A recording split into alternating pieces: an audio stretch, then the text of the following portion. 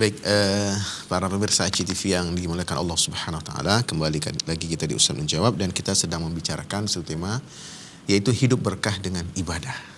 Begitu luar biasa ibadah yang Allah perintahkan kepada kita, sehingga hidup kita bisa jadi berkah. Apa itu makna berkah? Ulama-ulama menjelaskan bahwa berkah itu adalah ziyadul khair, bertambahnya kebaikan. Nah, artinya dengan kita melakukan satu ibadah, maka kebaikan-kebaikan yang Allah berikan lebih banyak dari ibadah yang kita lakukan. Itulah dimaksud dengan berkah. Hidup berkah dengan ibadah.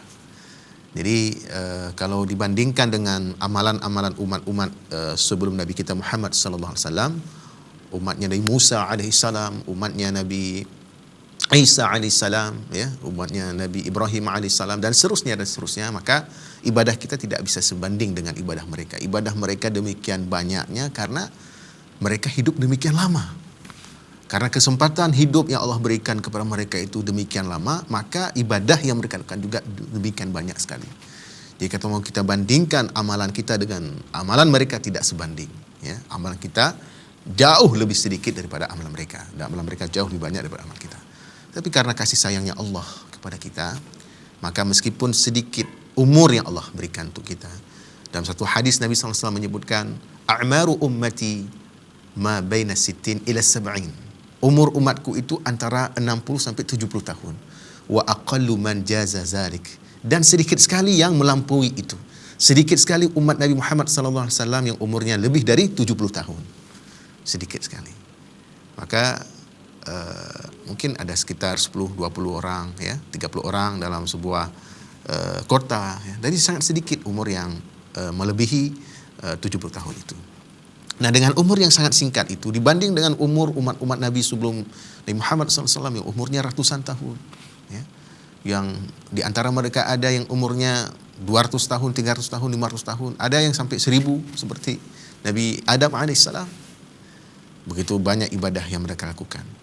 Namun demikian, para pemirsa ICTV yang dimuliakan Allah Subhanahu Wa Taala, meskipun Allah tidak memberikan umur yang sebanyak umat-umat Nabi sebelumnya, umur kita yang sangat pendek 60 dan 70 tahun ini, lebih kurang, tetapi Allah berikan pahala yang luar biasa. Seolah-olah kita sudah berumur 80 tahun, ya.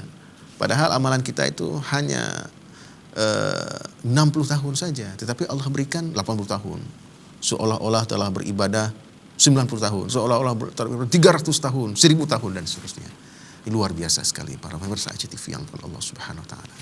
Dengan kita beribadah, maka hidup kita jadi berkah. Hidup kita jadi banyak manfaatnya bagi diri kita dan juga bagi masyarakat.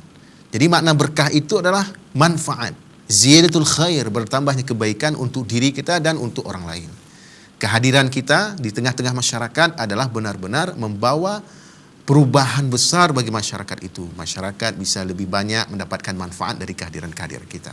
Itu maksudnya dari berkah. Ziyadatul khair, bertambahnya kebaikan. Para pemirsa ICTV yang dimuliakan Allah Subhanahu Wa Taala, makanya Allah perintahkan kita beribadah agar kita dapatkan hidup yang berkah itu. Dalam satu hadis Nabi SAW menyebutkan, ihris ala ma yanfa'uk wasta'in billah wala ta'jiz. Kata Nabi SAW, bersemangatlah kamu untuk mendapatkan apa yang bermanfaat untukmu. Nah, ini bagaimana Nabi menginginkan kita itu agar kita menjadi orang yang bermanfaat untuk diri kita juga. Ihris ala ma yanfa'uk. Bersemangatlah Anda untuk melakukan sesuatu yang bermanfaat untukmu. Kemudian Nabi melanjutkan, wasta'in billah. Mintalah tolong pada Allah. Ya Allah, tolonglah saya agar amalan saya lakukan ini benar-benar bermanfaat untuk diri saya, bermanfaat untuk lingkungan saya dan seterusnya. Berikutnya, wala ta'jiz. Dan janganlah engkau merasa lemah.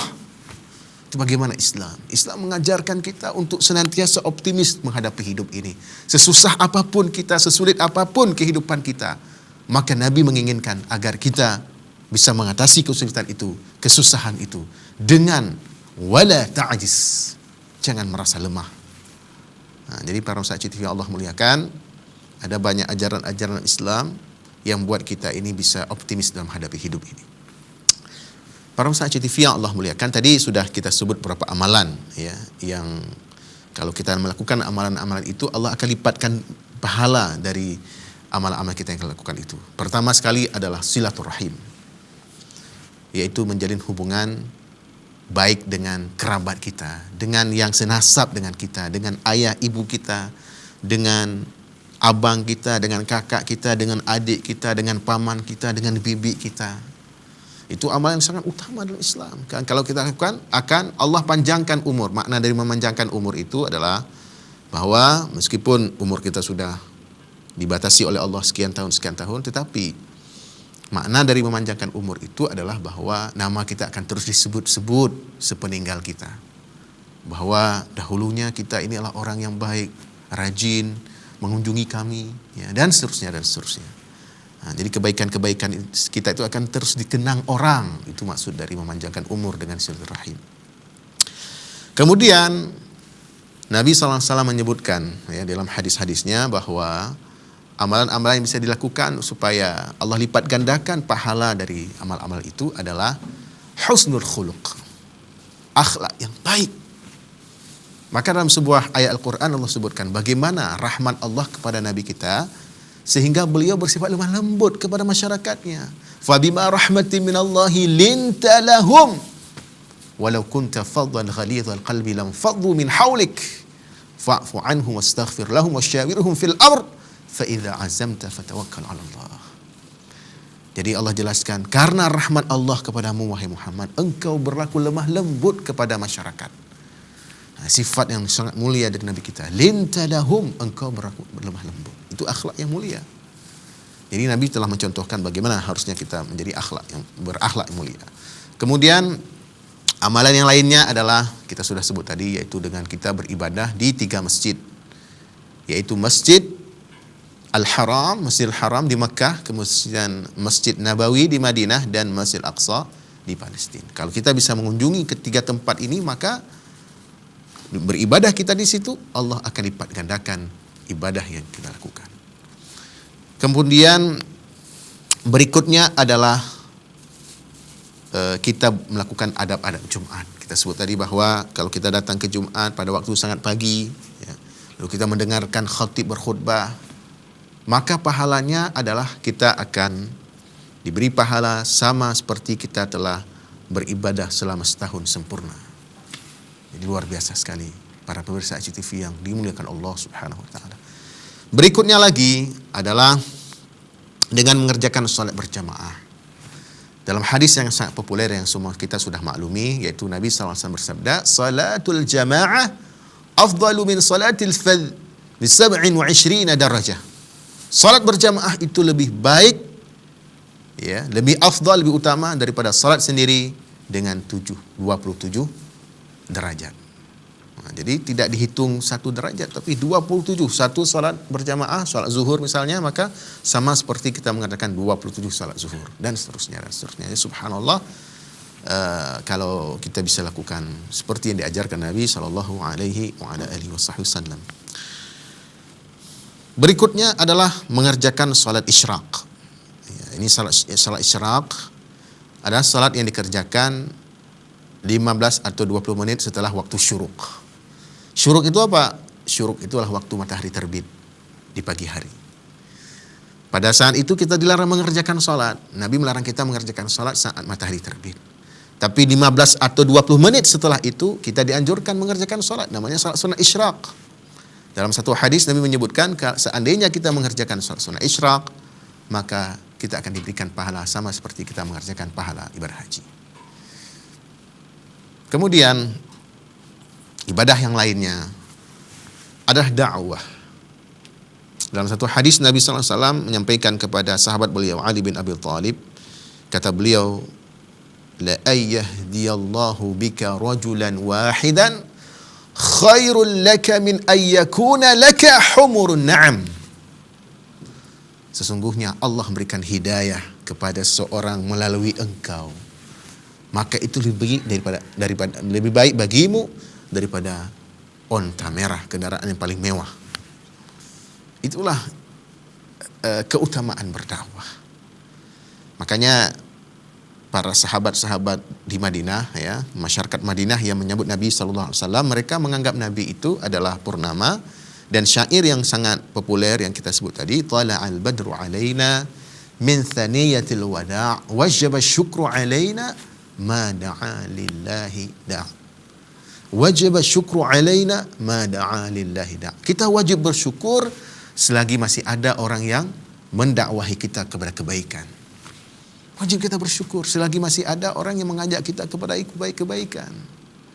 Itulah orang berdakwah. Orang berdakwah itu mengajak, tidak mengejek, mendidik, tidak mendadak, dan seterusnya dan seterusnya. Itu kaidah-kaidah dakwah yang bisa kita baca dari beberapa kitab dakwah, di antaranya lah misalnya kitab yang ditulis oleh Jum'ah bin Abdul Aziz, ya Syekh Jum'ah bin Abdul Aziz, salah seorang ulama Mesir. Dalam kitab beliau Adab-adab dakwah, itu beliau jelaskan beberapa item yang bisa dipedomani supaya dakwah kita berhasil. Para pemirsa CTV yang dimuliakan Allah Subhanahu wa taala, itulah dia beberapa amalan yang disebutkan oleh Nabi kita Muhammad sallallahu alaihi wasallam agar ibadah-ibadah yang kita lakukan ini membuat hidup kita berkah. Hidup berkah itu artinya hidup kita itu bermanfaat untuk diri kita, bermanfaat untuk lingkungan kita. Itulah hidup yang berkah. Mudah-mudahan pembicaraan kita pada kesempatan ini benar-benar dapat memotivasi kita untuk terus beribadah kepada Allah Subhanahu wa taala sehingga hidup kita semakin berkah ke depannya. Dalam sebuah ayat Al-Qur'an menyebutkan, "Walau anna ahlal qura amanu wattaqau la fatahna 'alaihim barakatin minas sama'i wal ard." Seandainya penduduk sebuah negeri, penduduk sebuah provinsi, penduduk sebuah kabupaten kota, penduduk sebuah kecamatan, penduduk sebuah desa, bahkan penduduk sebuah dusun atau penduduk satu keluarga beriman dan bertakwa, maka kami akan berkahi kepada mereka dari langit dan bumi. Demikian jamaah sekalian yang bisa disampaikan dalam kesempatan sangat singkat ini. Terima kasih atas segala perhatian. Mohon maaf atas segala kekurangan. Kita tutup dengan doa kafaratul majlis. Subhanakallahumma wa bihamdika asyhadu an la ilaha illa anta astaghfiruka wa atubu ilaik. Assalamualaikum warahmatullahi wabarakatuh.